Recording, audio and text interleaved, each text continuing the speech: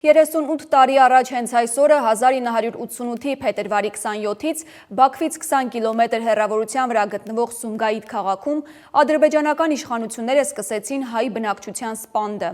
որն ուղեկցվում էր հայերի ունեցվածքի թալանով եւ ոչնչացմամբ։ 3 օրվա կոտորածների ընթացքում վիրավորվեցին եւ սպանվեցին բազմաթիվ մարդիկ։ Արտգործնախարարությունը Սումգայիթի ջարդերի 38-րդ տարելիցի կապակցությամբ հայտարարություն է տարածել, նշելով, որ հիշողությունը միայն անցյալի մասին մտորելու մասին չէ։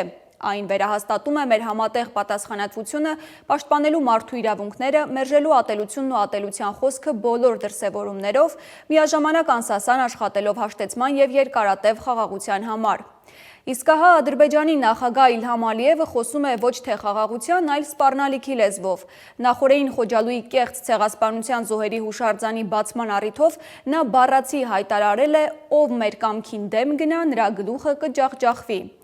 Նրա պարտադրանքով տարբեր ընկերությունների աշխատակազմեր այցելում են Սումգայիթյան վայրագությունների հնչեղությանը հակազդելու նպատակով կանգնեցված այդ հուշարձանին։